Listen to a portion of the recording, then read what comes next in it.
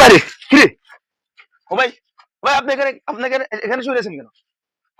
কি ভাই? ওরে ভাই এনে উঠতে যাচ্ছি ভাই, আজকে 7 দিন ধরে সিরিয়াল ধরে তেল দিছি 20 গে। যে ভাই এখন এগুলো সরো টরো লই জানা এগুলো এলে তেলে টাঙ্কি তলে হুতি রইছি।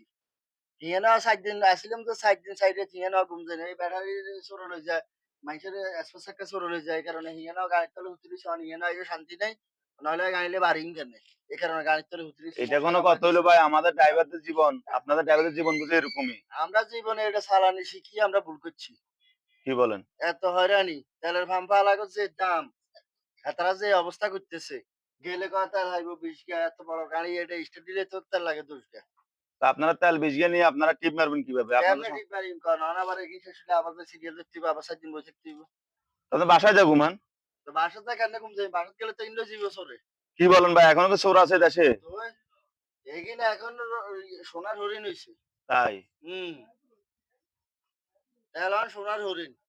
রক্তের চেয়েও এটার দাম বেশি এখন, আহ মূল্যায়ন বেশি। কি বলেন আমাদের, আসলে কি বলবো, আসলে অনেক দুঃখের বিষয়। এই যে দাদা, এই যে ভাই দেখেন, এই যে একজন ড্রাইভার কত কষ্ট করে। আর ড্রাইভার না শুধু, পুরুষ মানুষের জীবনটা আসলে অনেক কষ্টের।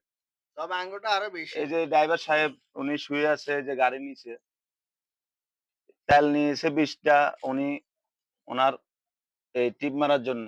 কারণ এই তেল যদি চুরি হয়ে যায়, আর এই তেল নাকি ওনাদের রক্ত, ওনাদের রক্ত যদি শেষ হয়ে যায়, যেমন মানুষের শরীরে রক্ত শেষ হয়ে গেলে ওই মানুষের বাঁচে না, তেমনি গাড়ির জন্য এই ডিজেল শেষ হয়ে গেলে আর এই গাড়ি চলবে না।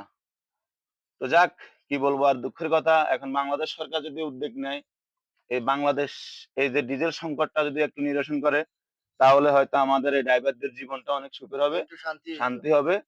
তো বাই বাই, উঠেন। আর এখানে শুয়ে থাকেন না ভাই। না এটা হরা দিতে হইব, এটা হরা না দিলে চলে যাইব। এটা যাক, খাইতে হইব। বন্ধ করেন।